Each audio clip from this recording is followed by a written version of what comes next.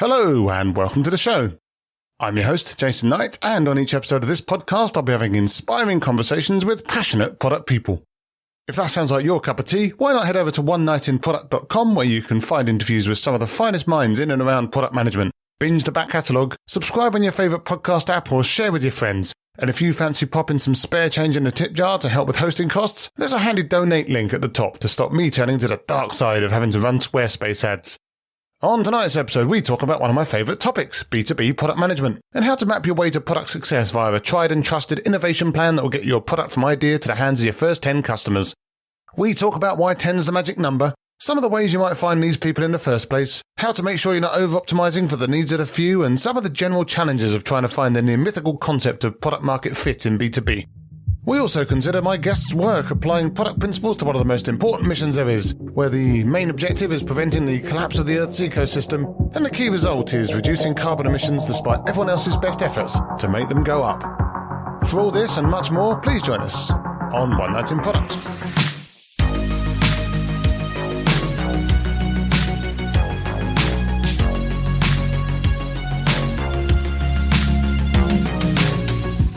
So, my guest tonight is Daniel Elizalde.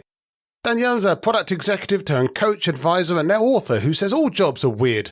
Daniel's worked on some of the hardest problems there are, including detecting landmines, so I'm sure he won't be surprised by any questions in this interview tonight, as well as these days helping ClimateTech companies accelerate their products' time to market. He's also here to help B2B companies in general innovate better with his impending book, The B2B Innovator's Map, which aims to get you from your idea to first 10 customers. Let's hope they're the right 10. Hi, Daniel. How are you tonight? That's great, Jason. Thank you so much for having me. I'm very excited to be here. No, it's good to have you here. It's always good to have more compatriots in the B2B journey. All right, so first things first, the book's not out yet, although I guess it probably will be by the time this episode comes out. So obviously really excited to see that come out, get it in my hands and all that stuff. But before that, I guess, how's the writing process been for you? It's been a roller coaster for multiple reasons. People say it's really, really, really hard to write a book, and it is, but I think it's different for everybody. It's this roller coaster of emotions of, I love this book, I hate this book, I love this book, I hate this book. Since I'm very used to writing blog posts and articles, etc., the writing itself hasn't been hard for me. It's more about the fine-tuning and the ideas, and then the imposter syndrome of it's like, is this any good, right? Yeah. But it's been really fun, and now that I'm done and coming out in a couple of weeks, I think I would write a second and a third. I can say that. I'd say that now. Yeah, no, you wait till you get the first one out first, I guess. Yeah. But you've got quite a list of testimonials in the book. You've got quite a few people that have given you glowing references, and that's obviously fantastic. So are these all people that you've kind of turned to along the way and tried to get them to help you validate that the ideas in the book are good and that they make sense and that you're not just going to fall on your face? Or has it been kind of a wider group of people that you've been talking to try and do some of that stuff as well? A little bit of both. I approached the book as a product. So very early on, I interviewed a lot of people to understand what are the challenges that they wanted me to talk about. It's not what I wanted to do. In fact, a lot of the ideas that I thought I'm going to write about this, nobody cared about. And so the book, when it launches, it's going to be about its 10th rewrite.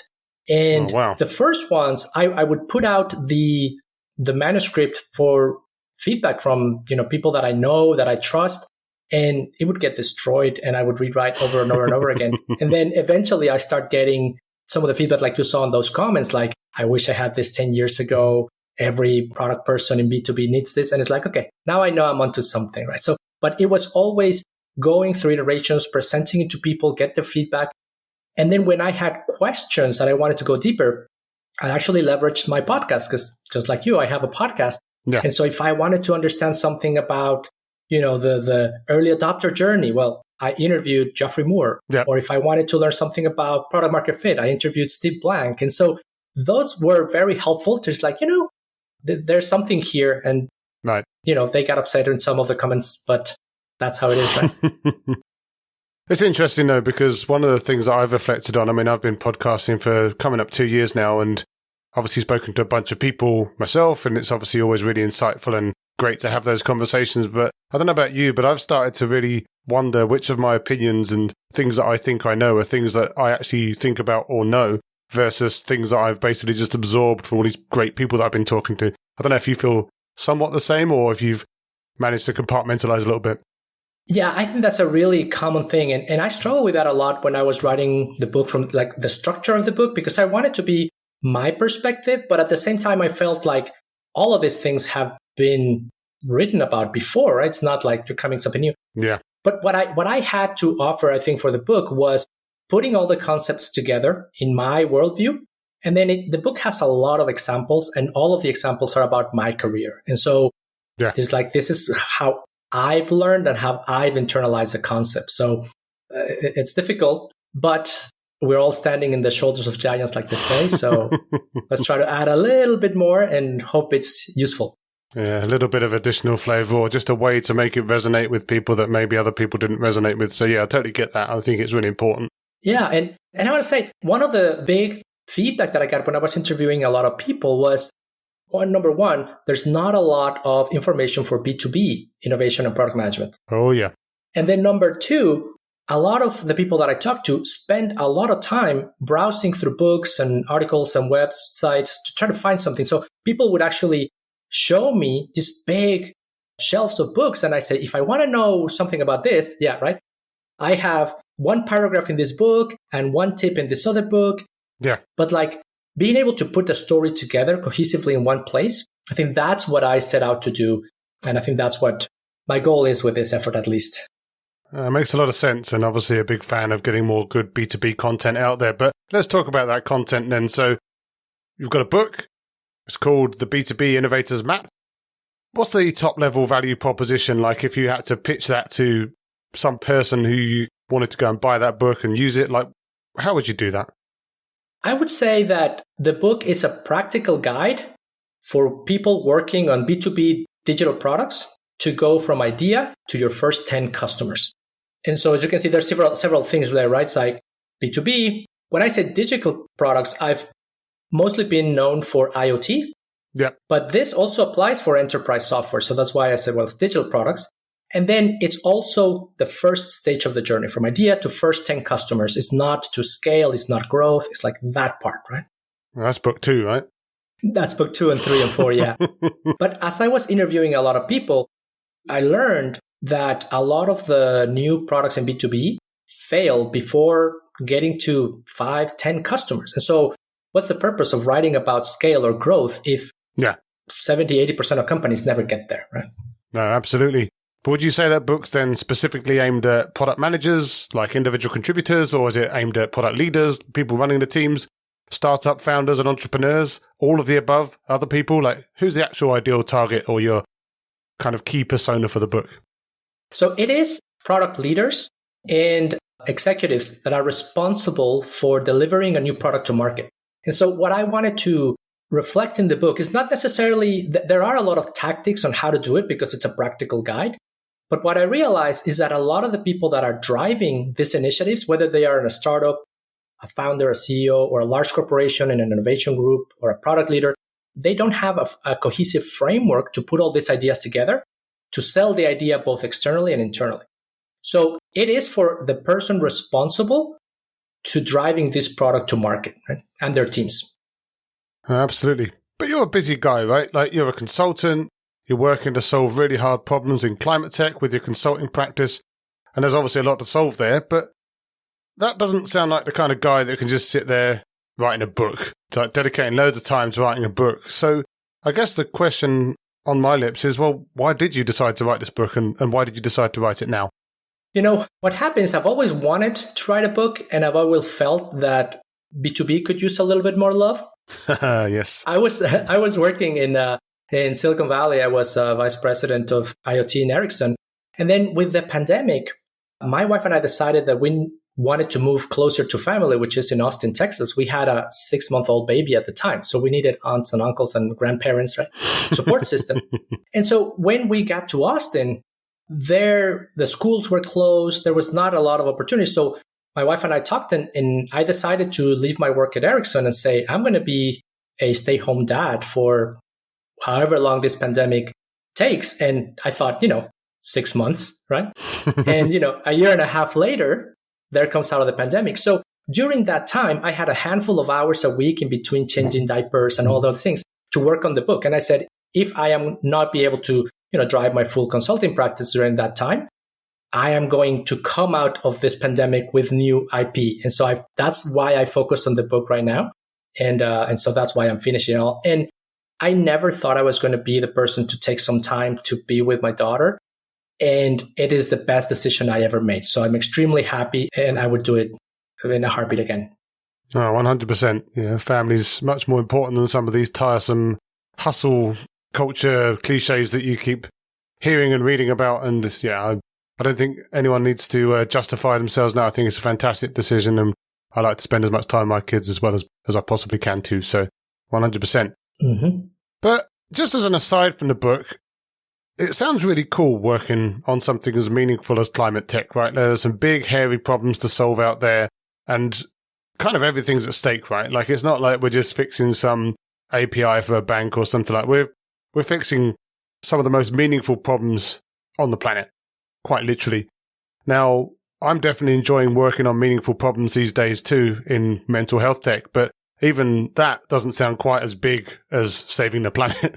And it's also pretty hard to make a difference in climate tech because people and governments around the world seem to be aggressively trying to make this harder than it needs to be to solve. Like, even if it was easy to solve, there are so many people putting roadblocks and barriers in the way. So I have to ask, I mean, product management can be tough at the best of times. What is it like working in climate tech product? Yeah, where to start? Well, first, I have to backtrack a little bit from that question because I grew up in Mexico City, which is one of the most polluted cities in the world. Yeah. So for me, the impact of climate has always been very present. And then all my career, I always liked working in these complex problems, and climate has always been at the forefront. That's why I left Austin to move to Silicon Valley to work in climate. And I was head of products for an energy storage AI-based company. So it's always been there in that industry. And so before joining Ericsson and I became an independent consultant, I was teaching IoT at Stanford. And a lot of the people that I talked to were from climate-related companies.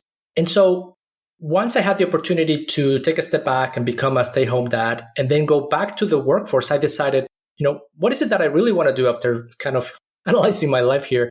And climate has always been my passion. So I said, okay, I want to work in climate. So that's why I focus in my coaching practice helping climate tech companies. And the reason is because, yes, the challenges are huge, but the opportunity is also huge. And so if we tie that with the book, most of climate tech is B2B. And therefore, most new products never make it to first 10 customers.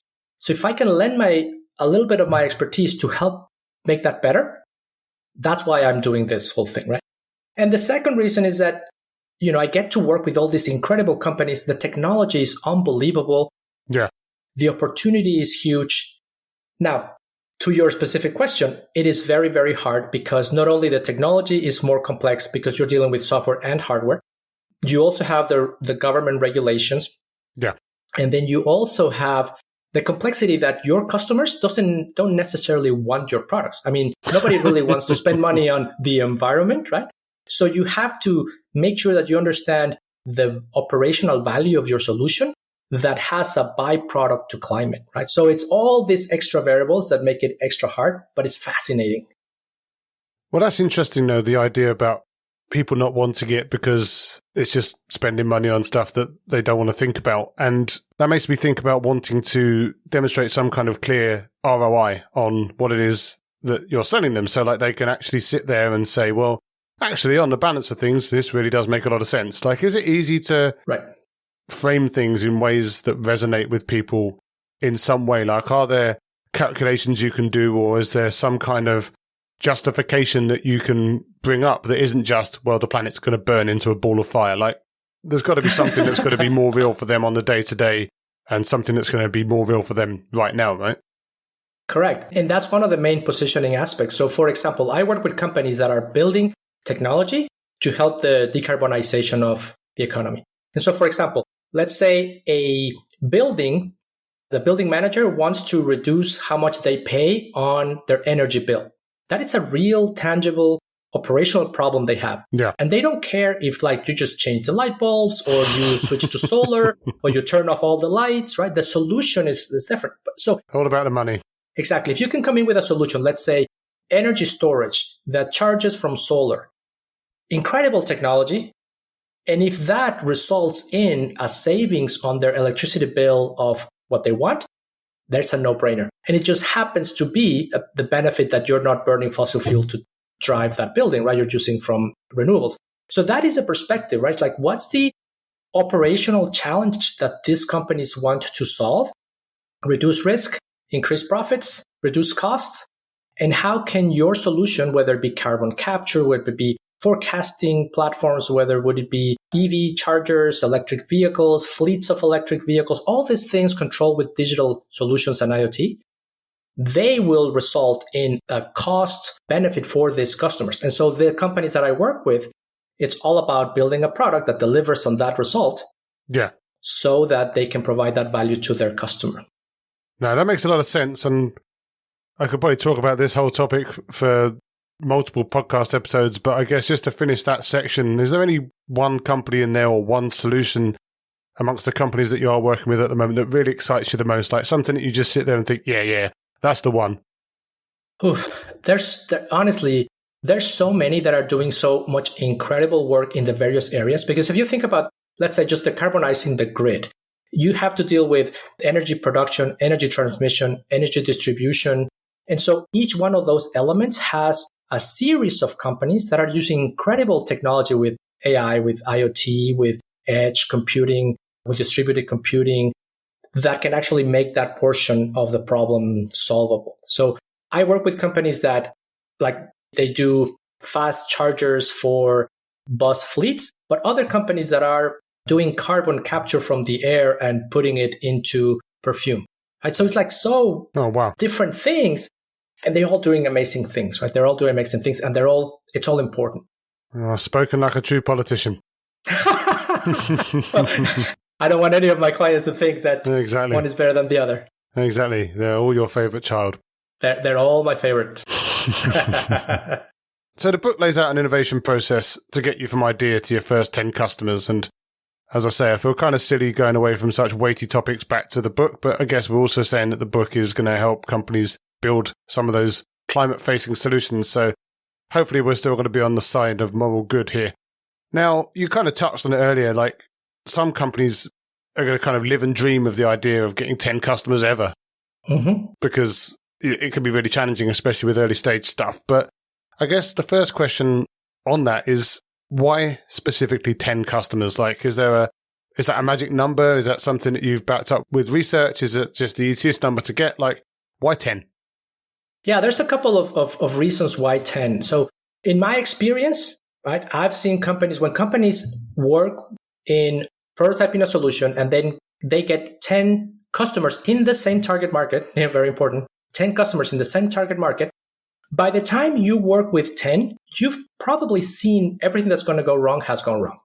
And so at that point, you are at a point where you can start making next level decisions, whether that is investing in scalability or in sales or in marketing or going to growth.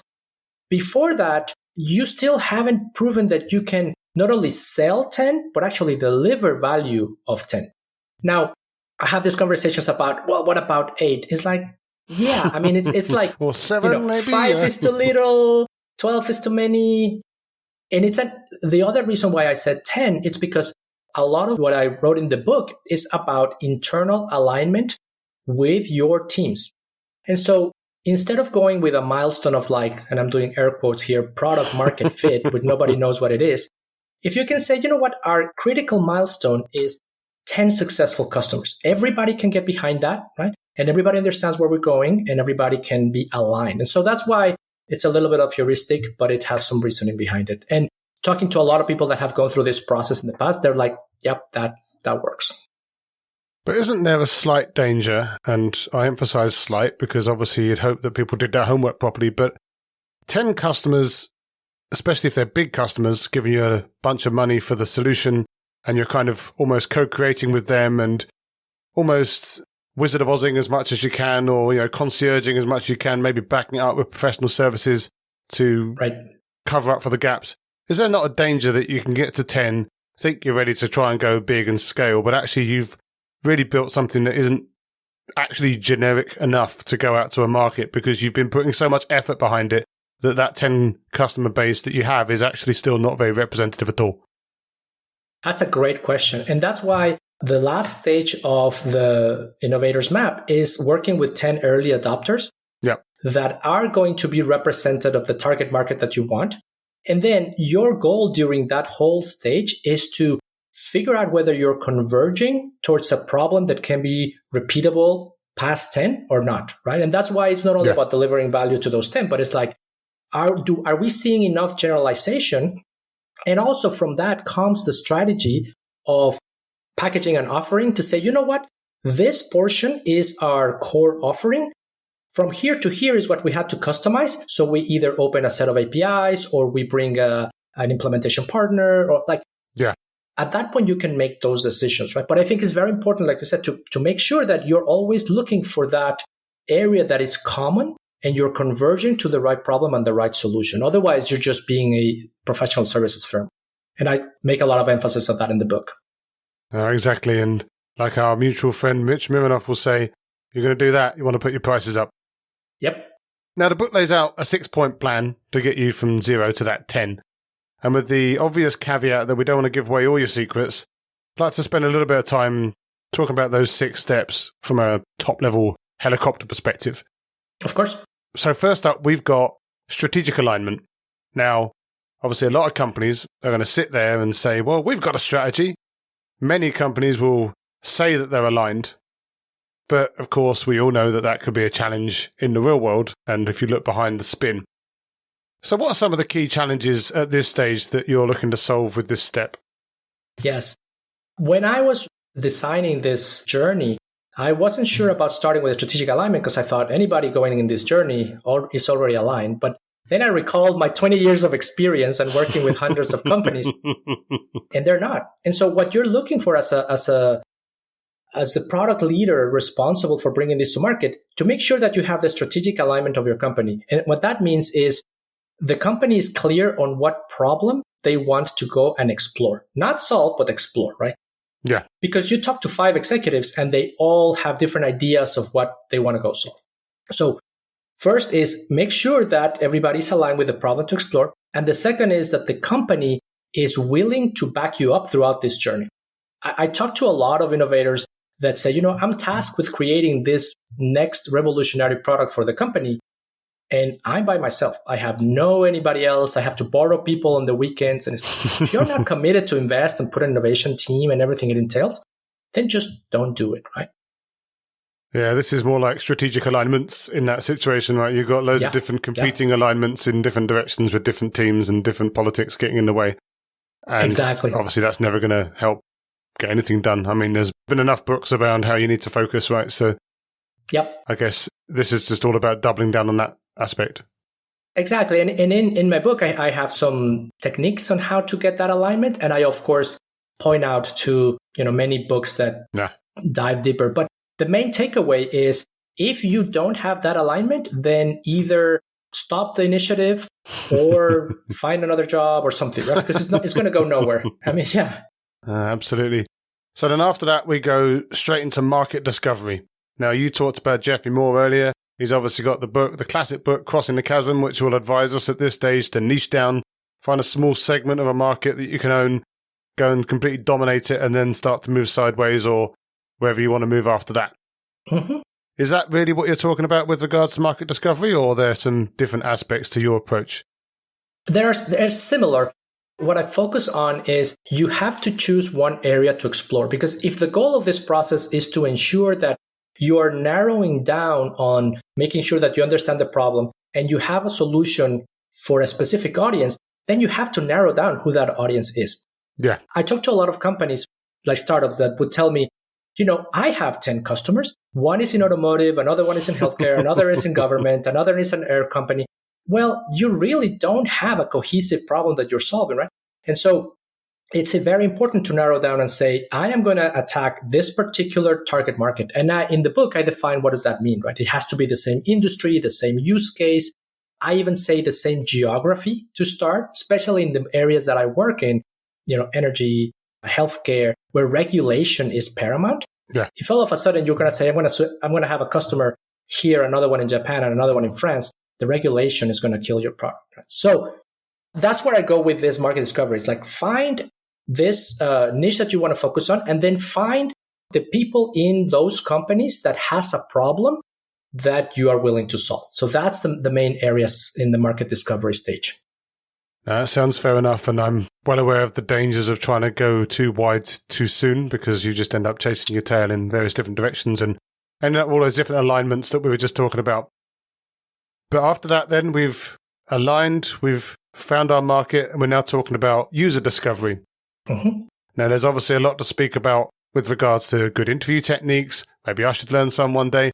There are some great books about discovery in general and all of the ways that you can visualize the outputs of that and take those back to your team to start to work out what to do next. But we both know that B2B discovery is not always that simple.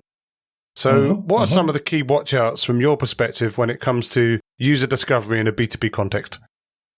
Yeah, that's a great question. So I make the distinction that there are two levels, what we call usually the buyer and the user, right? Yeah. I call it the champion as opposed to the buyer, because initially you don't need a buyer. You need somebody that champions your initiative to get to the first 10. Yep. And so in user discovery, we have to be aware that the champion will have an overarching business outcome, but then a multitude of users working together across departments, their actions will add up to the outcome of the champion.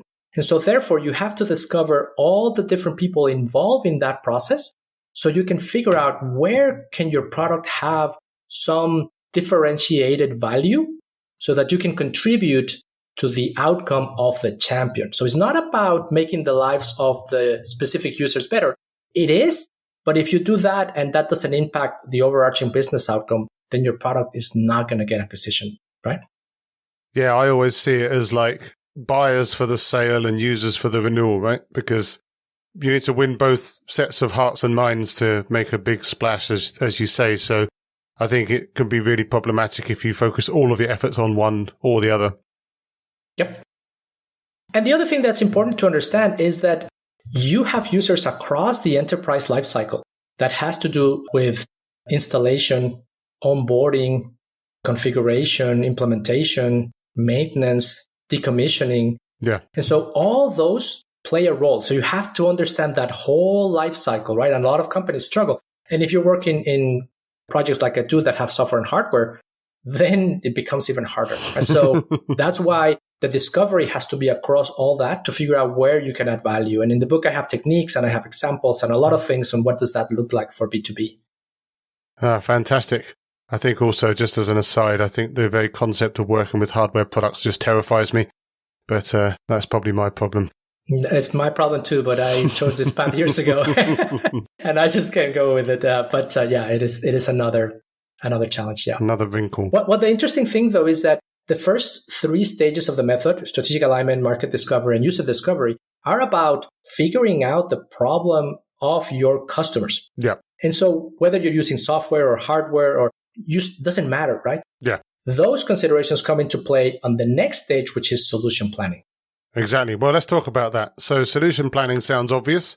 Take all those insights that I got in that first diverge part of my double diamond, or however many diamonds we're talking about. Take all those insights, go up into my ivory tower, get my typewriter out, start typing, come back down a couple of weeks later, maybe a bit like you did with the book, with a fantastic final draft, and then just tell everyone that's what we're going to do.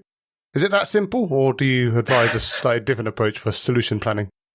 I actually advise a little bit of a different approach, because this is the opportunity for the various teams. I mean, you have to do this process together with leadership, engineering, product, design.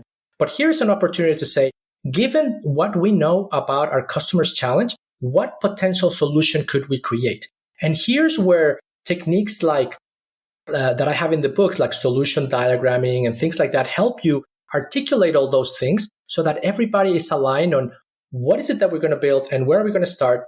What evidence do we have and what do we need to go test? And here, this is where I, based on my experience, I can go deeper with, if you decide that what you need to solve the problem is a hardware software solution in IoT, Well, I have all sorts of frameworks for that. If it's just cloud, I have all sorts of frameworks for that, right? But the important thing is here you're going to come up with a potential solution, but you're not going to build it, right? You're going to go into the prototyping stage to test it out little by little, and we can talk more about that. But a lot of people, to be honest, start already at the prototyping stage, right? So they skip this whole thing in advance, and then they complain that 2 years later, their product didn't, nobody liked it. Well, let's talk about those prototypes then. So when we're talking about prototyping, are we talking about low fidelity fat marker sketches? Are we talking about no code front pages that we put together? Are we talking about fully built MVPs that are pretty much fully functional and almost the first version of a product, give or take? Like, how deep or how detailed do we need to get to take those solutions that we've planned out into our upcoming early adopters to try and validate that these are actually a good thing to do? Excellent question. And basically you named it all, right? So the approach is here, it's not linear, right? It's iterative. And so you have to start validating whether your proposed solution is actually desirable, feasible, and viable. And I have all sorts of techniques in the book on what does that mean. But in reality, you need to start with paper sketches and putting in front of prospects. And if you're going in the right direction, then you can start increasing the level of fidelity with clickable prototypes, higher fidelity prototypes, no code prototypes, until you actually start building. And at some point after this iterative process, your working prototype, as I call it, because I don't like the term MVP, your working prototype is going to be so valuable that one of your champions is going to offer to buy it. And at that point, that's your gate to go into the early adopter stage. But this period can take a long time. And if you look at the book, it has arrows forward in each of these steps, but it also has arrows backwards. Yeah. So it is possible that your prototypes, the solution you're proposing doesn't have any viability or feasibility in the market or desirability. Well, you have to go back to solution planning, or you might have to go back to user discovery or market discovery, or all the way to the beginning. Yeah. So you're always back and forth. It's not a linear process by any means, right? And the whole idea is if you're able to invest the least amount possible in some paper prototypes and that didn't work, then go back and try something else, right? Especially in B2B, companies are like, okay, we are here. Here's $10 million and 20 engineers. Go build me the next thing, and we're going to get Q3 up in revenues. Like, it doesn't work like that, right? Well, not always. But finally, we're on to those early adopters that we talked about. So this is where we get serious, and I think, as you say, start trying to get this into people's hands. Hopefully they give us a bunch of cash for it. But sales-led B2B product could be a tricky beast sometimes. Like, you know this, I know this. It could be sometimes tricky to get engagement with these users. You may have a certain culture within the company that's a bit terrified of putting not fully formed stuff in front of these users because they're so high value, or there's maybe a cultural problem within the industry that you're selling into that means that they're just not likely to respond well to early stuff. So where do we find these people? And how much do we need to get into their hands? Yes. So excellent question. And we need always to find these people. And here I'm leveraging Geoffrey Moore's work on Crossing the Chasm, which is early adopters are the people that have a pain that's so big that are willing to test and to try an unproven solution in the market. Yeah. And so oftentimes, especially established companies, they try to sell to their existing customers, and they're usually what Geoffrey Moore calls pragmatists. So they only want full-fledged, fully scalable, tested solutions. So they're not going to go with your working prototype, really. So you have to find the people that are willing to take a risk on you. And one of the things that I discovered is that it's not a matter, or it's not a function of size of company. There are early adopters in large companies, and there are early adopters in startups. You just need to find them and make sure that you work together with them. One of the things that I spend the most time on that section of the book is pilots. Yeah. Because, the dreaded pilot hell for B2B. And so how do you actually set up a pilot program, not only to learn, but for delivering value to your customers so that you can actually move forward? So that whole stage is about, okay, I need to make these customers happy. I need to go through the pilot hell. And I need to make sure that my 10 first customers are converging into a repeatable solution that I can then think about scaling. Absolutely. I think it's also really fair to say that there are some companies out there, especially if you're a very small early startup, selling into a very large enterprise space, for example, that they can pretty much afford to spend just about anything on your solution, in the sense that you're basically going to be charging a rounding error in their annual turnover. So like some companies, even big ones, will just try stuff. And I guess one of the great things that you can do there, and again, you're going to know this just as well as I do, is go in and get in with someone who's trying to make a name for themselves within the company as some kind of transformational figure, right? Because if you can get that person's buy-in, then you can pretty much, in theory at least, get them to try out anything for the sake of $10,000 or whatever, which is, again, just a rounding error for them. So there's definitely fertile hunting grounds out there. I guess the only thing that might be considered a risk there is that you end up just building for those people that are prepared to pay that money, because they kind of bully you into then just building down a rabbit hole for them. So yep. I guess that's just a buyer beware or seller beware type thing going on there.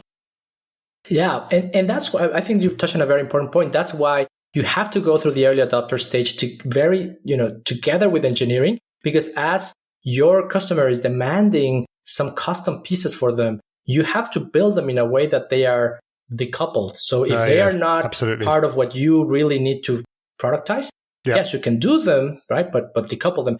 The other thing, I think one of the mistakes that I've seen companies do is that once you get into these early adopters and you have one of your first customers, the sales team and the executive team latch onto that and say, we're going to grow this account and we're going to penetrate this account.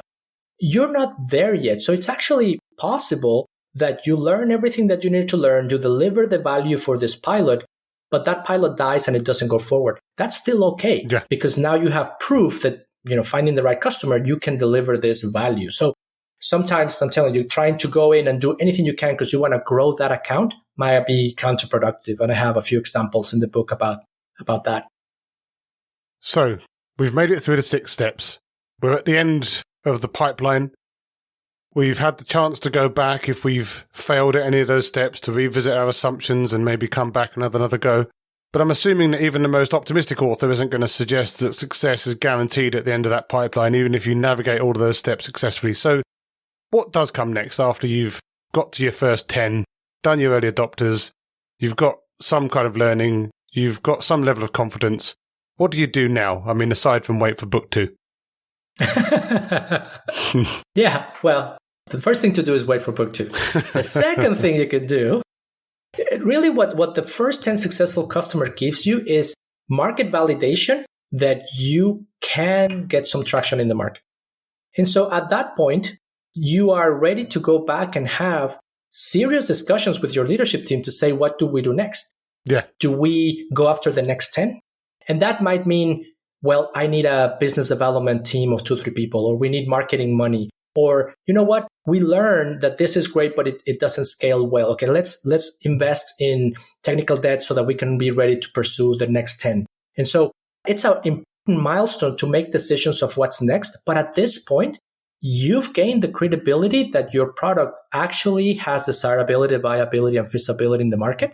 So if the company is really aligned from the very first step, they should be willing to invest because you actually see a path to revenue and a path to profit after this. Right? Doesn't mean that from here you hit the unicorn hockey stick growth, which doesn't exist, but you're ready to invest more. That's the main thing. And looking forward to the Simpsons-style money fight as well. Right? And where can people find you after this then, if they want to find out more about the book, find out about product management in general, or maybe find out how they can pivot into ClimateTech? For sure. Thank you. They can find me on my website, danielelizalde.com. And you can also go to b2binnovator.com, which routes to my website again, but that's the page for the book. And there you can also download a free chapter if you want to check it out. Is it the first one or the last one? You'll have to find out. All right, well, I'll make sure to link that all into the show notes, and then hopefully you'll get a few people coming in your direction, downloading a free chapter, and hopefully finding out a little bit more as well.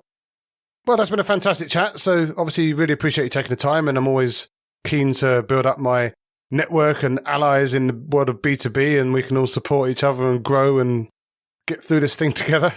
Obviously, best of luck with the book. Let's keep in touch. And yeah, again, thanks for taking the time.